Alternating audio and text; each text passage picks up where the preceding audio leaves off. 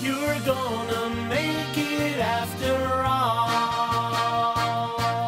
And it's all about failure versus success, or the fear of failure and the fear of success. What does it mean?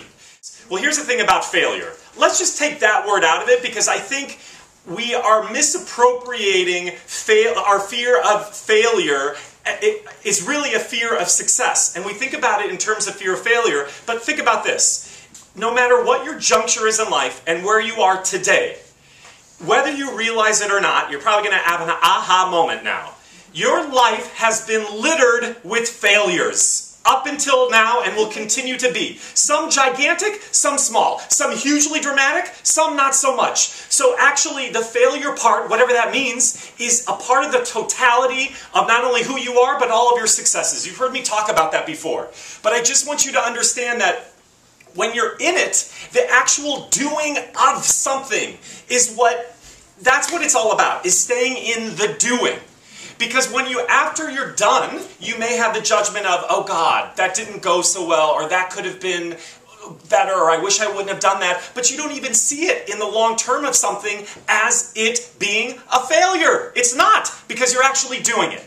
You're actually activated in the doing, people. So what is this thing really about? The thing is really about the fear of success. Now let me just say one thing about success, because when I'm talking about success, I want us to differentiate our cultural's meaning of success, which is, I'm sorry, that is stuck in the Mesozoic era. In 100 years from now, people are going to look back at us and they're going to be like, what? So when I'm talking about success at one level, I'm not talking about the way our culture measures success. In other words, people, you are not going to be on your deathbed thinking, oh God, I wish I had just booked one more guest starring role. Or, oh God, if I had just gotten more lines in that film. Or, I wish I had a bigger car. Or a faster Lamborghini. Or a bigger house. Or why couldn't I have dated Brigitte Bardot when I was... You're not thinking in those terms. You're really going to be thinking in terms of, wow, why didn't I allow myself to love more, and feel more, and express more, and give more, and be more? Why can't I be more patient? Why wasn't I more generous? Why did I let things that really were only tiny, minor speed bumps in my life become these gigantic things that now, on my deathbed, I don't even remember? So our culture is really weirdly oriented toward the physical outcome, the end result of what things look like. Now here, listen. I'm not saying that there's anything wrong with having a big house or a hot girlfriend or a Lamborghini. That's great, because actually that's where the internal meets the external. So I want you to be out having all that. If you want Brigitte Bardot, you don't even know who she is, I don't know, I just read something about her. Some of them don't. If you want a hot girlfriend, that's great. But I'm wanting you to understand it. It's the internal meets external. It's not the external of itself. There's nothing there. There is nothing there. There isn't anything there. It's an illusion. So, okay, well, what is this thing about success that's so scary to us? Well, it's just really not rocket science. People, think of success as, it's like this field. It is a field in which you are meeting your projected ideals of who you are. The things that you know yourself to be. The spirit of who you are. Possibility, when you leave acting class and you're feeling like, I can do anything. Or you have had a really great audition, or you've had a great date, or you've read something, a book, you've read something, nobody laughed about that. You've had an experience of something that's really lifted your spirit. So, it's calling you toward what's possible, who you are, the spirit of who you are. So in this field, this projected ideal of what you know you can become meets what? It meets and conflicts the roles based on how you've identified yourself over a long period of time. Meaning, I'm suck, I'm not deserving, I'm not worthy, I'm talentless, I'm too this, I'm too fat, I'm too gay, I'm too whatever, right? So what happens is it's a crisis of conflict between the projected ideal, the calling of who you know yourself to be, and the identification with how you have known yourself to be for 10 years, or 15 years, or 30 years, or 20 years. That creates conflict.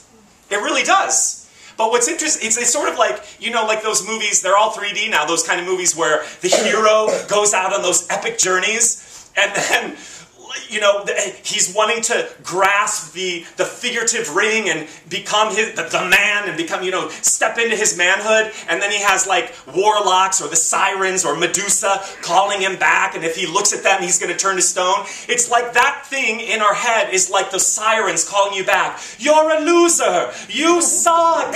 You don't deserve that. That's that part.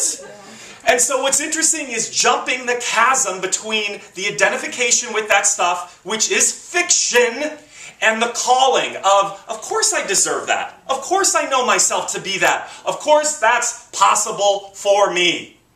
So, that's the first part. Just understanding it in those terms.